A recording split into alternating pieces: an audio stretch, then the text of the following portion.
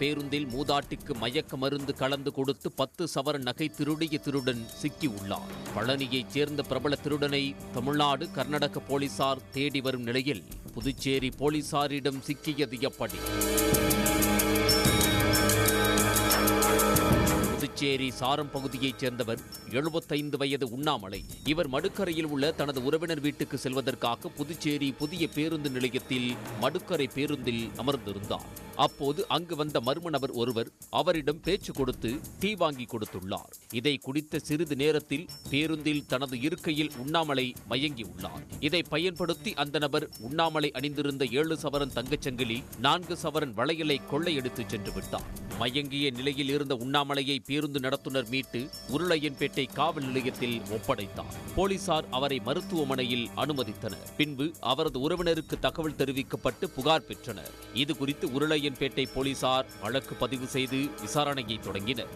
அப்போது பேருந்தில் பொருத்தப்பட்டிருந்த சிசிடிவி கேமராவை ஆய்வு செய்தனர். அதில் மூதாட்டி உண்ணாமலையிடம் மர்ம நபர் நகைகளை கொள்ளையடிப்பது தெரிய வந்தது. இதையடுத்து அந்த காட்சியை தமிழ்நாடு குற்றப்பிரிவு போலீசாருக்கு அனுப்பி வைத்தனர்.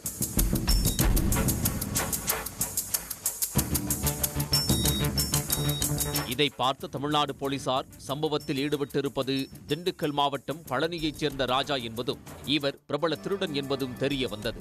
ராஜா மீது இதேபோல் ஓடும் பேருந்தில் மயக்க மருந்து கொடுத்து பயணிகளிடம் திருடிய சம்பவம் தொடர்பாக தமிழ்நாடு மற்றும் கர்நாடக போலீசாரால் தேடப்பட்டு வரும் நபர் என்பது தெரிய வந்தது. இதை கேட்டு உருளையன்பேட்டை போலீசார் அதிர்ச்சியடைந்தனர். இதைத் தொடர்ந்து ராஜாவை தீவிரமாக தேடி வந்த நிலையில் தனிப்படை போலீசார் அவரை கைது செய்தனர். அப்போது பேருந்து நிலையத்தில் தனியாக இருக்கும் பெண்கள் மூதாட்டிகளை குறிவைத்து கொள்ளை சம்பவத்தை அரங்கேற்றி வருவதாகவும், இதேபோல் புதுச்சேரி பேருந்து நிலையத்தில் தனியாக பேருந்தில் அமர்ந்திருந்த மூதாட்டி உண்ணாமலையிடம் பேச்சு கொடுத்ததாகவும், அவரும் சகஜமாக தன்னிடம் பேசியதை அடுத்து டீ வாங்கி ஏற்கனவே தயாராக வைத்திருந்த மயக்க மருந்து பொடியை கலந்து கொடுத்ததாக கூறியுள்ளார். டீ குடித்த சிறிது நேரத்தில் அவர் மயங்கி இருக்கையில் சாய்ந்ததாகவும், இதை தனக்கு சாதகமாக பயன்படுத்தி அவர் அணிந்திருந்த நகைகளை கொள்ளையடித்து சென்று விட்டதாக கூறியுள்ளார். இதேபோல் தமிழ்நாடு கர்நாடக பகுதியில் பல்வேறு இடங்களில் கைவரிசை காட்டியிருப்பதால் அங்குள்ள போலீசாரும் தன்னை தேடி வருவதாக ராஜா வாக்குமூலம் அளித்துள்ளார். பின்பு அவரிடம் இருந்து உண்ணாமலை நகைகளை பறிமுதல் செய்தனர். இதையடுத்து ராஜாவை காலாப்பட்டு மத்திய சிறையில் போலீசார் அடைத்தனர்.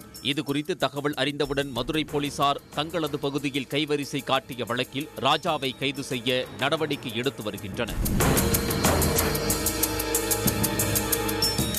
உடனுக்குடன் செய்திகளை தெரிந்து கொள்ள சன் நியூஸ் பெல் ஐகானை கிளிக் பண்ணுங்க.